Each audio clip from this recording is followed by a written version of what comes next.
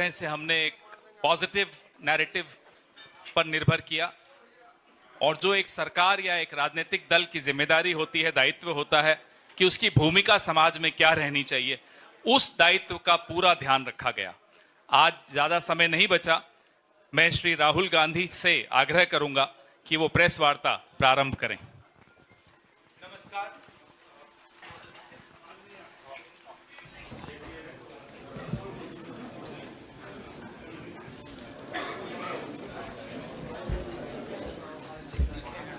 नमस्कार, कैसे हैं आप?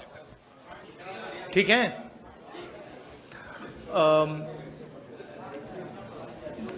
जैसे मैंने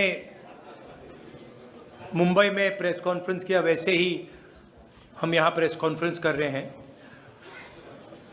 विचारधारा की लड़ाई है।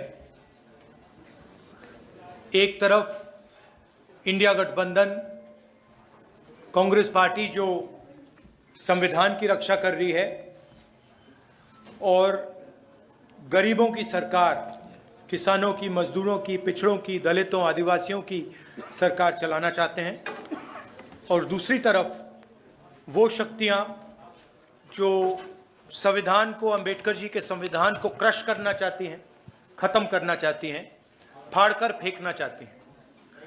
और ये उनके सीनियर नेताओं ने कहा है, ये सिर्फ मैं नहीं कह रहा हूँ, बीजेपी के सीनियर नेताओं ने, आरएसएस के सीनियर नेताओं ने कहा है कि वो कॉन्स्टिट्यूशन को रद्द करना चाहते हैं, बदलना चाहते हैं। दो तीन चीजें हमारे लिए क्रिटिकल हैं। लोकसभा में मैंने कहा कि कांग्रेस पार्टी और इंडिया गठबंधन जाति जनगणना करवाएगी। हम ये पता लगाना चाहते हैं कि इस देश में पिछड़े वर्ग के कितने लोग हैं, दलित कितने हैं, आदिवासी कितने हैं और उनकी भागीदारी कितनी है, कौन सी संस्थाओं में उनका पार्टिसिपेशन है, कॉरपोरेट इंडिया में क्या पार्टिसिपेशन है, जुडिशरी में क्या पार्टिसिपेशन है।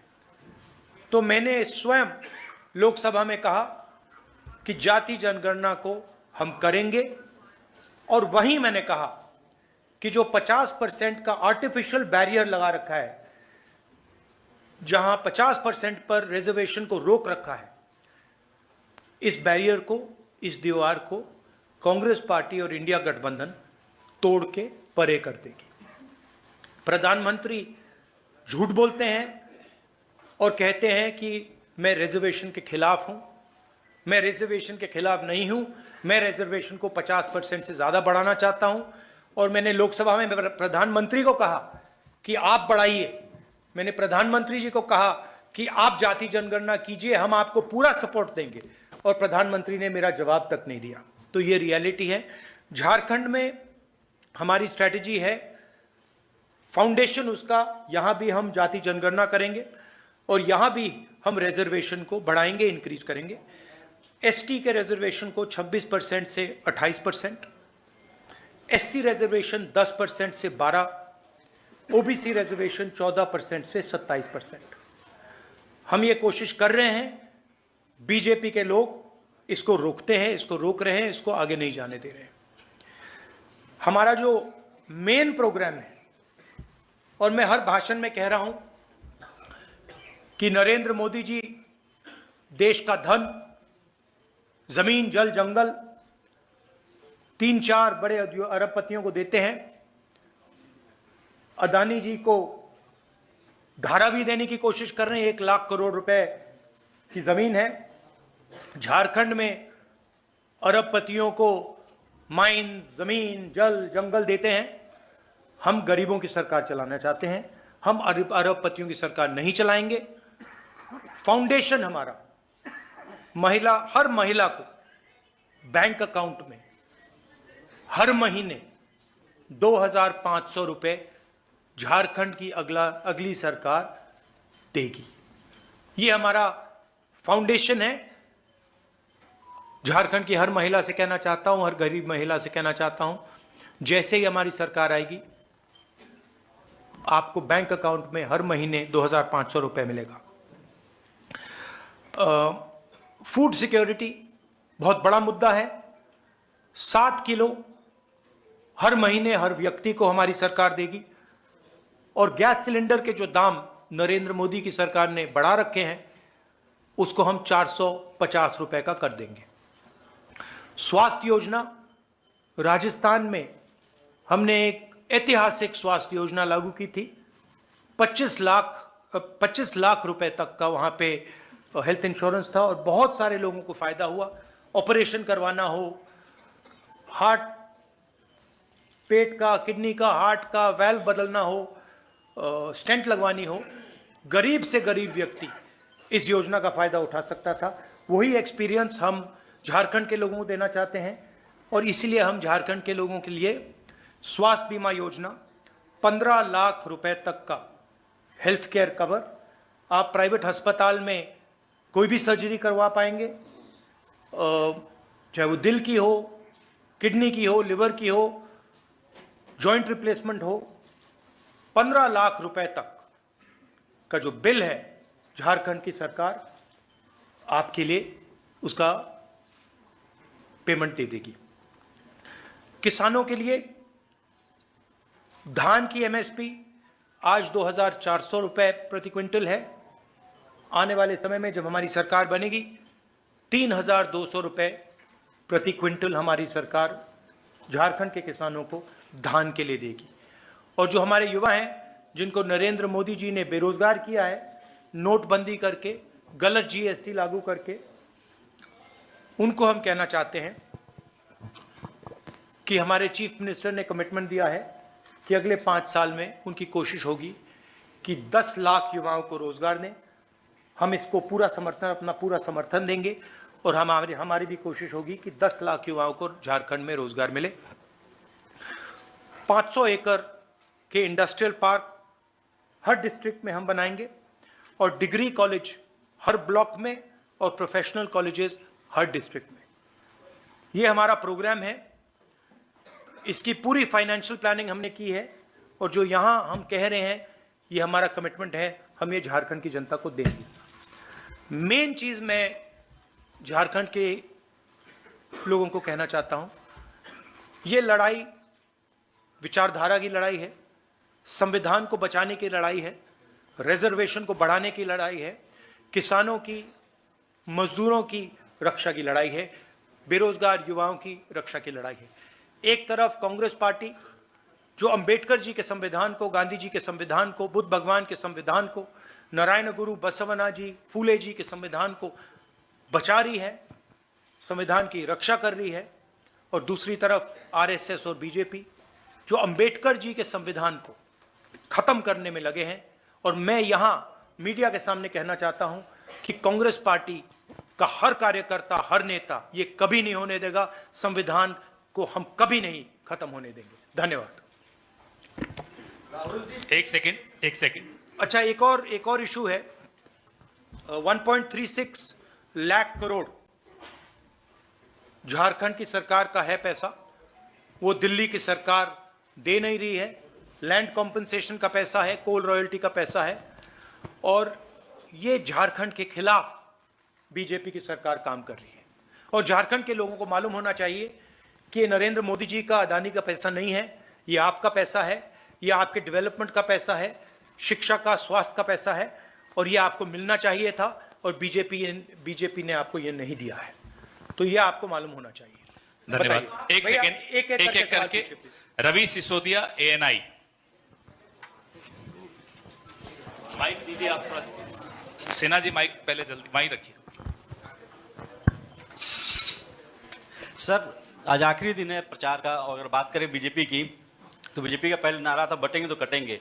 अब एक नया नारा आ गया, एक रहेंगे तो सेफ रहेंगे। एक रहेंगे तो सेफ रहेंगे। और आपका सवाल क्या है? वही नारे पे। आपका सवाल है कौन सेफ रहेगा और कौन एक रहेंगे। मैं आपको बताता हूं, मैंने मुंबई में भी इसकी चर्चा की। हमने, आप पता नहीं आपने देखा, हमने वहां पे पूरा नारा समझाया, सेफ दिखाया, और सेफ के अंदर धारावी का मैप था। नरेंद्र मोदी जी का कहना है कि अगर अंबानी जी और नरेंद्र मोदी जी, अमित शाह जी एक रहेंगे तो वो सेफ रहेंगे। ये नारा है उनका। पूरा देश जानता है कि सरकार अदानी जी के लिए चलती है। आपकी जमीन, आपका जल, आपका जंगल, आपके एयरपोर्ट, आपके पोर्ट, ये सारे के सारे नरेंद्र मोदी जी अदानी को देते हैं। कांग्रेस पार्टी गरीबों की सरकार चलाती है। हम रिजर्वेशन की बात करते हैं, हम विकास की बात करते हैं, बेरोजगारी की बात करते हैं, जाति जनगणना की बात करते हैं। तो ये क्लियर है, लड़ाई विचारधारा के, दो विचारधाराओं के बीच में है। हम कॉन्स्टिट्यूशन को बचा रहे हैं। कॉन्स्टिट्यूशन में कहीं नहीं लिखा कि एक व्यक्ति को हिंदुस्तान के सारे एयरपोर्ट दिए जाए, एक व्यक्ति को झारखंड की जमीन, जल, जंगल दिया जाए, कहीं नहीं लिखा कॉन्स्टिट्यूशन में। तो ये लड़ाई है।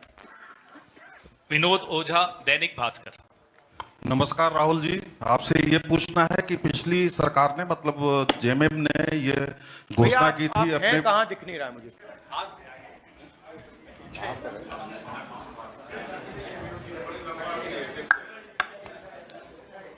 ये सबसे लंबे। ये झारखंड सरकार ने मतलब हेमंत सोरेन जी ने पिछली बार वादा किया था कि हम 5 लाख युवाओं को नौकरी हर साल देंगे, लेकिन इस मामले में और मामले में उन्होंने काफी काम किया है, इसमें दो मत नहीं है, लेकिन इस मामले में वो बिल्कुल ही पीछे रह गए, जबकि 5 साल का ये नहीं कहूंगा कि बिल्कुल पीछे रह गए हैं, काम हुआ है, मगर अगले 5 साल में एक्सेलरेटेड तरीके से काम होगा। हमारी सरकार, सब लोग जानते हैं कि जो बीजेपी की सोच है वो आदिवासियों के खिलाफ सोच है। झारखंड के चीफ मिनिस्टर को बीजेपी ने अरेस्ट किया है। झारखंड के चीफ मिनिस्टर को डराने की कोशिश की है, धमकाने की कोशिश की है, फॉल्स एलिगेशंस लगाए गए हैं और झारखंड के चीफ मिनिस्टर पीछे नहीं हटे हैं। और उनसे ये इसीलिए किया जा रहा है क्योंकि वो आदिवासी है। अंकित मिश्रा, पीटीआई। और बेरोजगारी का मेन जो बात है, और ये मैं हर प्रदेश में कहता हूं, जो आपने बेरोजगारी की बात उठाई, उसका मेन कारण है कि नरेंद्र मोदी की सरकार ने नोटबंदी की और गलत जीएसटी लागू की। और ये दो चीजें, ये योजनाएं नहीं हैं, ये डेवलपमेंट प्रोग्राम्स नहीं हैं, ये छोटे व्यापारियों को, स्मॉल और मीडियम बिजनेसेस को मारने के हथियार हैं। और ये नरेंद्र मोदी जी ने इसलिए किया है क्योंकि जो छोटे बिजनेस वाले हैं, छोटे व्यापारी हैं, स्मॉल मीडियम बिजनेस वाले जो इनोवेशन करते हैं, जो रोजगार देते हैं, वो खत्म हो जाएं और अदानी, अंबानी जैसे अरबपति चाइना का माल हिंदुस्तान में बेचें। तो ये नेशनल लेवल में इशू है और झारखंड की सरकार काम कर रही है, मगर माहौल बीजेपी के लोगों ने और पूरा स्ट्रक्चर बीजेपी के लोगों ने तोड़ रखा है। तो सच्चाई ये है कि हिंदुस्तान चाहे भी तो रोजगार पैदा करना आसान नहीं है, क्योंकि बैंक के दरवाजे स्मॉल और मीडियम बिजनेस के लिए बंद हैं, बैंक के दरवाजे अरबपतियों के लिए खुले हैं। 1 लाख करोड़ रुपया, 16 लाख करोड़ रुपया अरबपतियों का कर्जा माफ हुआ है। छोटे व्यापारियों का, किसान का 1 रुपया कर्जा माफ नहीं हुआ है। तो इसका मेन कारण यह है। मगर हमारे जो चीफ मिनिस्टर है झारखंड के, पूरा दम लगा के काम कर रहे हैं और हमारा पूरा सपोर्ट है उनके पीछे। अंकित मिश्रा, पीटीआई। भैया एक एक करके प्लीज। एक सेकंड, लाइन में अनुशासन से रहिए। भैया प्लीज। हेलो राहुल जी, मेरे छोटे छोटे 2 सवाल हैं। नहीं, एक सवाल जी। अच्छा, एक सवाल है, ये जो देखिए, हमारी कोशिश होगी कि ज्यादा से ज्यादा लोगों को सवाल मिले, मगर एक इशू है, सुनिए एक इशू है, एक सवाल पूछिए और संक्षेप में पूछिए प्लीज। नेशनल पीपल पार्टी जो मणिपुर में उन्होंने एनडीए से अपना जो है सपोर्ट वापस ले लिया है, वहाँ पर फ्रेश वायलेंस जो हो रहे हैं, उसको कैसे देखते हैं आप सर? देखिए, मणिपुर में जो हो रहा है पूरे देश को मालूम है। 1.5 साल हो गए मणिपुर हिंदुस्तान का स्टेट है, मगर प्रधानमंत्री आज तक मणिपुर नहीं गए हैं। और मणिपुर में मैं गया हूं, मैंने अपनी आंखों से जो हो रहा है देखा है। हमारी पूरी सपोर्ट है। हमने सरकार को कहा है कि जल्दी से जल्दी हिंसा को बंद कीजिए, मगर नहीं हो रहा है। और इसमें वेस्टेड इंटरेस्ट किसी का तो है। होम मिनिस्टर जी को अपना काम करना चाहिए, मगर किसी ना किसी कारण होम मिनिस्टर अपने काम में इंटरेस्ट नहीं ले रहे हैं। मगर जो मणिपुर में हो रहा है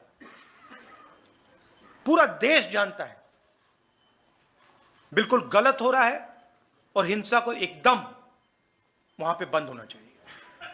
और एक बार फिर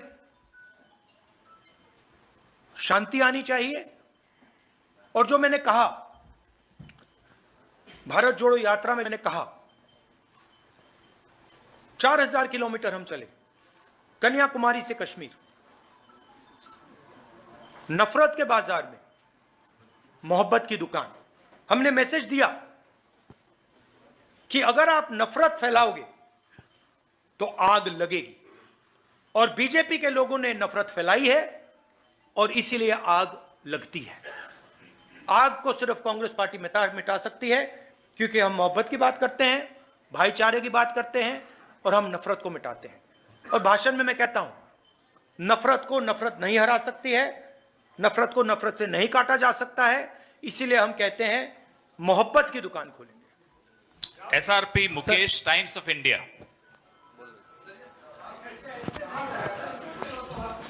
सर, महागठबंधन की सरकार बनती है तो जैसा आपने बताया कि जो योजना है वो फ्री की जो योजना है उसके लिए यदि केंद्र फंड नहीं करती है तो ऐसे में तो आम जन पे ही लोड पड़ेगा, तो आप पैसा कहां से लाएंगे? नहीं, सबसे पहले ये फ्री की योजना नहीं है, ये न्याय की योजना है। अगर आप जब अंबानी जी को, अदानी जी को 16 लाख करोड़ रुपया दिया जाता है तो मीडिया में कोई नहीं कहता कि ये फ्री की योजना है, तब आप कहते हो विकास की योजना है, विकास हो रहा है, देखो देखो अदानी जी का 16 लाख करोड़ रुपया माफ हो गया, देखो कैसा विकास हो रहा है। आप कहते हो, आप लोग कहते हो, मैं नहीं कहता हूं। और जब महिलाओं को हम लाखों रुपए नहीं, 2500 रुपए, 3000 रुपए देते हैं तो आप कहते हो फ्री की योजना है। क्यों? या तो आप कहिए कि वो भी फ्री का है, या फिर आप कहिए ये भी विकास की योजना है। पहली बात यह है। दूसरी बात, झारखंड के पास भी पैसा है, यह नहीं है कि झारखंड के पास बजट नहीं है। उस बजट से हम अपनी योजनाएं चलाएंगे। मगर हमने सरकार से विनती की है कि जो झारखंड का पैसा आपके पास पड़ा हुआ है वो पिछड़ों का पैसा है, दलितों का है, आदिवासियों का है, किसानों का है, मजदूरों का है, वो वापस दीजिए। वो आपका नहीं है तो वापस दीजिए। और उस पैसे का भी हम प्रयोग करेंगे, हम दबाव डालेंगे। मैं पार्लियामेंट में बोलूंगा कि झारखंड का पैसा भेजिए और उसका भी प्रयोग होगा। मगर ये जो आप कहते हैं फ्री की योजना, ये गलत शब्द है। और मैं इसको सच बोलूं तो थोड़ा डिसरिस्पेक्टफुल है, क्योंकि आप अदानी को फ्री नहीं बोलते हो, और जब हम किसानों का कर्जा माफ करते हैं तो कहते हैं फ्री। हम मजदूरों को की मदद करते हैं, मनरेगा करते हैं, का पैसा देते, कहते हो फ्री। फ्री नहीं है। I am Mukesh from Times of India. You talk about caste census, but in 2011 there was a survey about this, and even BJP says that Congress doesn't have any blueprint. Do you have any blueprint if you do a caste census? How will? What's your question? आप caste census की बात कर रहे हैं, BJP कहती है कि कांग्रेस के पास कोई ब्लूप्रिंट नहीं है अगर कास्ट सेंसस हो भी जाए कि कैसे रिजर्वेशंस को उसको बढ़ाएगा. Do you have any blueprint for that? So first of all,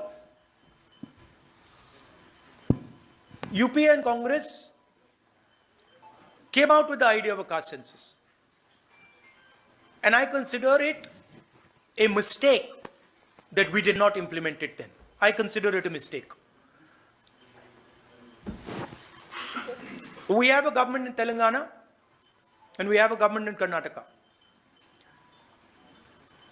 We are doing a detailed exercise, a public exercise, where we are having a conversation with different stakeholders in Telangana, and we are preparing the questions of the caste census through a public discussion. We have a very clear vision for the caste census, and I guarantee you that when we implement the caste census, which we will do, as I have committed in the Lok Sabha, and we will do in Jharkhand, it will be a huge step in the transformation and the development of this country. What is the blueprint and what is the idea? It's a beautiful idea. The idea is that today, 50%, approximately 50% of our population is from the OBC community. Approximately 15% is from the tribal, from the Dalit community, who have been disrespected for thousands of years, who have been called untouchables for thousands of years. And then there is the Adivasi community, 8%, who the BJP is trying to call Vanvasis. They are not Vanvasis, they are Adivasis, right? Now, the problem is that these people do not have access to power.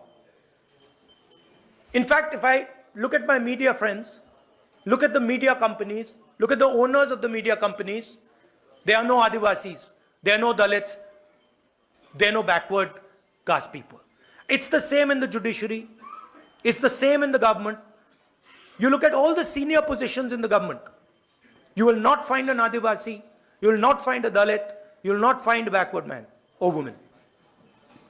Right? So what are we going to do in the caste census? First of all, we're going to find out exactly what is the population of these communities. What is the population of Dalit community, tribal communities, OBC communities, different communities within these communities. Then we are going to do an institutional survey. So then we are going to say, okay, now what is the participation of these people in the government of India, in the institutions of India, in institutions like the Fourth Estate, media, corporate India. We're going to check, where are these people? Do they actually exist? Do they have power? We are also going to check how much of India's wealth is controlled by the Adivasis. How much of India's wealth is actually in Adivasis' hands?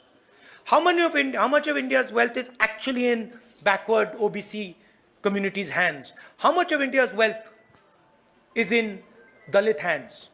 And then we will have a blueprint. We will have what in the 21st century is called gold data. We will have the data with which to make accurate, precise decisions. We will know that when 16 lakh crores are forgiven for 25 businessmen, that is money that has come from GST, that there is not a single OBC, not a single Dalit, not a single tribal person who got that money. This will become transparent, clear, it will be beautiful. Every person in India will know what access I have to power. How much, how is the wealth distributed, who has it?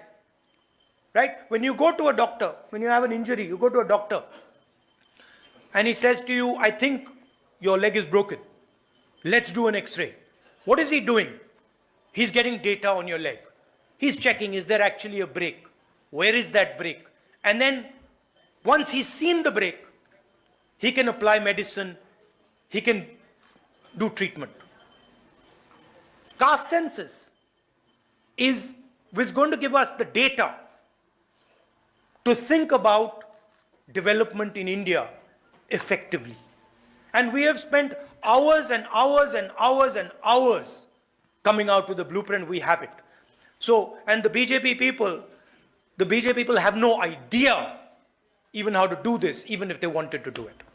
Rahul ji, मैं नीतीश संजय हूँ India Ranjan, TV follow से। up। Rahul ji, Sanjay Ranjan. Sorry main बात हिंदी में, क्योंकि मैंने अंग्रेजी में सवाल अंग्रेजी में पूछा था, तो मैंने अंग्रेजी में बोल दिया, हिंदी में भी बोलना है। नहीं चलेगा, बोलना है। देखा ना आपने वो थोड़ी मतलब मीडिया वाली बदमाशी शुरू कर दी। एनडीटीवी के हो? एनडीटीवी, हाँ वही था, एनडीटीवी है। पकड़ लिया देगा? नहीं, एनडीटीवी नहीं चाहता कि मैं हिंदी में बोलूं। जाति जनगणना की बात अंग्रेजी में बोलिए। नहीं, देखिए, इन्होंने हमसे पूछा कि जाति जनगणना का ब्लूप्रिंट क्या है, तो मैं बताना चाहता हूं। देखिए, तेलंगाना में और कर्नाटक में हमारी सरकार है, और वहां पे हम जाति जनगणना के कॉन्सेप्ट को डेवलप कर रहे हैं। तेलंगाना में हम जनता के साथ डिस्कशन करके जो हमारे कास्ट सेंसस में सवाल जाएंगे, वो सवाल हम डेवलप कर रहे हैं, और बहुत बेहतरीन सजेशंस आ रहे हैं, जनता से आ रहे हैं, और हम लाखों लोग से डिस्कशन कर रहे हैं। जाति जनगणना का आइडिया मैं आपको बताना चाहता हूं, झारखंड के युवाओं को बताना चाहता हूं। देखिए, हिंदुस्तान में कम से कम 50% पिछड़े वर्ग के लोग हैं। कोई जानता नहीं कितने हैं, और जो पिछड़े वर्ग के युवा हैं, मैं आपसे बात कर रहा हूं, आपकी आबादी कोई जानता नहीं है, आपकी भागीदारी भी कोई जानता नहीं है। दलित 15% है, आपकी आबादी लोग जानते हैं, मगर आपकी भागीदारी कोई नहीं जानता। आपका पार्टिसिपेशन कितना है, पावर स्ट्रक्चर में आप कितने लोग हो, कोई नहीं जानता। आदिवासी 8%, बीजेपी आपको वनवासी कहती है, इंसल्ट है, अपमान है आपका। आप 8% आपकी आबादी, भागीदारी कोई नहीं जानता। मगर जब मैं मीडिया के मित्रों को देखता हूं, कॉर्पोरेट इंडिया को देखता हूं, जुडिशरी को देखता हूं, प्राइवेट अस्पताल, प्राइवेट यूनिवर्सिटी, प्राइवेट कॉलेजेस, इनके मालिकों की लिस्ट देखता हूं, मुझे ना कोई आदिवासी दिखता है, ना कोई दलित दिखता है, ना कोई पिछड़े वर्ग का दिखता है। मीडिया के आप सबसे बड़े पत्रकारों की लिस्ट निकालिए, एंकर्स की लिस्ट निकालिए, वहां आपको आदिवासी नहीं मिलेगा, दलित नहीं मिलेगा, पिछड़े वर्ग का कोई नहीं मिलेगा। तो सवाल यह है कि 73% दलित आदिवासी पिछड़े लोग हैं, और इनका हिंदुस्तान के पावर स्ट्रक्चर में कितनी जगह है, कितना पार्टिसिपेशन है, इस सवाल का हम जवाब निकालना चाहते हैं। मैं जानता हूं कि नरेंद्र मोदी जी ने 20-25 अरबपतियों का 16 लाख करोड़ रुपया कर्जा माफ किया है, और मैं यह भी जानता हूं कि अगर हम उन कंपनीज के मालिकों की लिस्ट निकालें, उनकी सीनियर मैनेजमेंट की लिस्ट निकालें, जिन लोगों को करोड़ों रुपए की सैलरी मिलती है, उस लिस्ट में आपको एक दलित नहीं मिलेगा, एक आदिवासी नहीं मिलेगा, एक पिछड़ा वर्ग का व्यक्ति नहीं मिलेगा। मतलब हिंदुस्तान का उसमें रिप्रेजेंटेशन है ही नहीं। इसलिए हम जाति जनगणना की बात कर रहे हैं। इसलिए मैंने पार्लियामेंट हाउस में प्रधानमंत्री के सामने कहा कि देखिए, हम करेंगे, हम पता लगाना चाहते हैं कि 73% के पास कितनी भागीदारी है, कहां कहां हैं ये लोग। मनरेगा की लिस्ट में मिलते हैं, मजदूरों की लिस्ट में मिलते हैं, लाइन लगी हुई है। हम पता लगाना चाहते हैं हिंदुस्तान के पावर स्ट्रक्चर में कहां है। जाति जनगणना का यह कॉन्सेप्ट है, और यह क्रांतिकारी कॉन्सेप्ट है। इससे हिंदुस्तान की राजनीति हमेशा के लिए बदल जाएगी। क्यों बदलेगी? क्योंकि 21वीं सदी डेटा की सेंचुरी है। डेटा जो 20th सेंचुरी में तेल काम करता था, उसको ब्लैक गोल्ड कहते थे, अब डेटा वो काम करेगा। ये सोने से भी मतलब कीमती चीज है। हम देश का डेटा निकालना चाहते हैं। हम पता लगाना चाहते हैं कि इन संस्थाओं में ओबीसी कितने, दलित कितने, आदिवासी कितने। हम पता लगाना चाहते हैं कि हिंदुस्तान में जो धन है, जो जीएसटी है, वो कहां जा रहा है, किसके हाथ जा रहा है। सिर्फ अरबपतियों के हाथ जा रहा है या गरीबों के हाथ जा रहा है, किसानों के हाथ जा रहा है, और ये कौन है। तो एक प्रकार से मैंने कहा, आप डॉक्टर के पास जाते हो, डॉक्टर एक्सरे लेता है, आपकी हड्डी का एक्सरे लेता है। वो क्या है? वो डेटा है कि भैया फ्रैक्चर है, कहां कहां फ्रैक्चर है। ये हम जाति जनगणना से करना चाहते हैं। जाति जनगणना का कॉन्सेप्ट मैं आपको बताता हूं। और जो ओबीसी युवा हैं, दलित, आदिवासी युवा और गरीब जनरल कास्ट के युवा, ये आपके लिए जरूरी है। माइनॉरिटीज के युवा, ये आपके लिए जरूरी है, समझना जरूरी है। क्योंकि ये सारे जो रास्ते बंद हो रखे हैं आपके लिए, जो बेरोजगारी फैल रही है, जो महंगाई बढ़ रही है, ये इसलिए हो रहा है क्योंकि आपका पूरा का पूरा धन 20-25 लोगों के हाथ में जा रहा है। छोटे व्यापारी, जैसे मैंने भी बोला, छोटे व्यापारी जो देश को रोजगार देते हैं, खत्म किए जा रहे हैं। तो ये हमारा लक्ष्य है। जाति जनगणना के बाद हर आदिवासी युवा को पता लग जाएगा कि हिंदुस्तान के पावर स्ट्रक्चर में आदिवासी कहां है। हर दलित को, हर पिछड़े वर्ग के व्यक्ति को पता लग जाएगा कि हिंदुस्तान के पावर स्ट्रक्चर में मेरा भाई कहां है, मेरा पिछड़े वर्ग का कौन कौन कहां है, सब ट्रांसपेरेंट हो जाएगा। और उसके बाद हम सचमुच में डेवलपमेंट की बात कर सकेंगे। उसके बाद हम सचमुच में एक नए तरीके से हिंदुस्तान में विकास ला पाएंगे। यह जो हमारा सिस्टम है, जो आज सिस्टम चल रहा है, जो नरेंद्र मोदी जी वाला है विकास का सिस्टम, जो मैंने आज आपको सेफ दिखाया, वो फेल हो गया, खत्म हो गया है। ये किसी काम का नहीं है।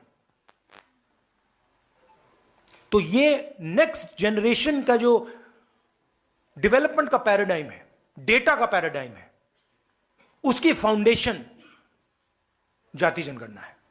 और हमने हजारों घंटे, हमारी पार्टी ने, हमारे नेताओं ने जाति जनगणना के बारे में डेवलप करने में, इसके बारे में सोचना, हमने काम किया है। तो हम रेडी हैं।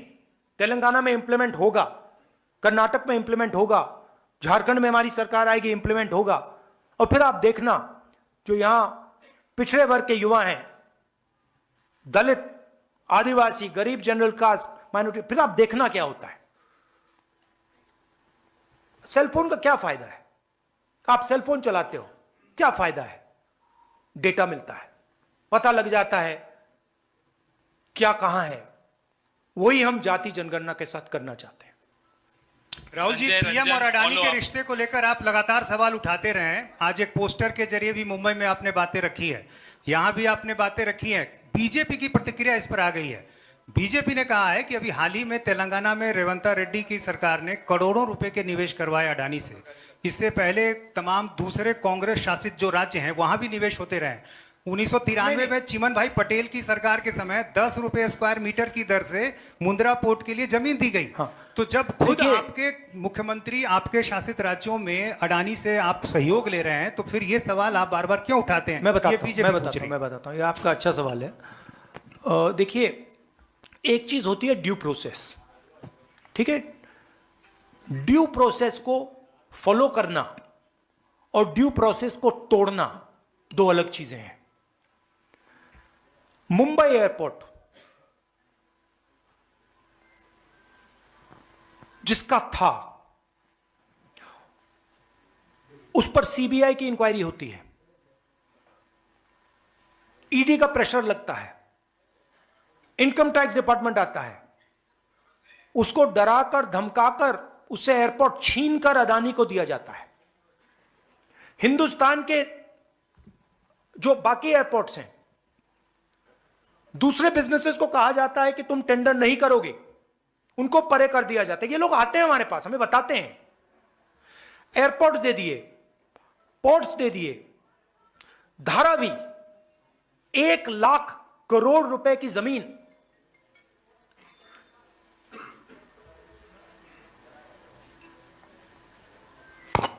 नॉन ट्रांसपेरेंट टेंडर,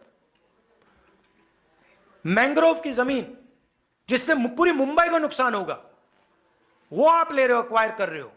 धारावी के लोगों से पूछा ही नहीं आपने, उनको धमका के डरा के निकाल रहे हो। ये ड्यू प्रोसेस नहीं है, ये चोरी है। हम ड्यू प्रोसेस के खिलाफ नहीं है, और हम ये भी एक्सेप्ट करते हैं कि हिंदुस्तान में बड़े बिजनेसेस हैं और उनकी जगह है। अदानी, अंबानी, टाटा, बिरला, इनकी जगह है, मगर हम ये नहीं एक्सेप्ट करेंगे कि सिर्फ इनकी जगह होगी। और हम ये बिल्कुल नहीं एक्सेप्ट करेंगे कि एक अरबपति को हिंदुस्तान का पूरा धन चोरी करके पकड़ाया जा रहा है। तो आप ड्यू प्रोसेस, ठीक है, जो ड्यू प्रोसेस है उसके हम खिलाफ नहीं है, मगर फेक प्रोसेस, धमकी, सीबीआई, ईडी, सरकार के एमएलएस को, अदानी जी कहते हैं, वो महाराष्ट्र में कहा जाता है कि राजनीतिक मीटिंग में जहां निर्णय लिया जा रहा था, महाराष्ट्र को गिराने का निर्णय लिया जा रहा था, उस मीटिंग में अमित शाह बैठे थे, उस मीटिंग में अदानी बैठा था। क्यों? अदानी जी महाराष्ट्र की सरकार को डिस्टर्ब क्यों कर रहे हैं? इसके खिलाफ है।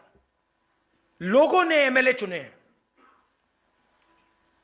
आप करोड़ों रुपए देकर डेमोक्रेटिक प्रोसेस को तोड़ रहे हो। बीजेपी कर रही है, नरेंद्र मोदी कर रहा है, अमित शाह कर रहे हैं। एक है तो सेफ है का यही मतलब है, इसके खिलाफ है। अब अगर ड्यू प्रोसेस में अंबानी जी आए, अदानी जी आए, तो हम उसके खिलाफ नहीं, हम खिलाफ हो ही नहीं सकते, क्योंकि वो हिंदुस्तान का कानून है। मगर जब आप ड्यू प्रोसेस को तोड़ रहे हो, एक व्यक्ति को airport, port, storage, highway, defence industry सारा पकड़ा रहे हो, एक के बाद एक, एक के बाद एक, एक के बाद एक, इसके हम खिलाफ हैं, क्योंकि ये एंटी नेशनल काम है।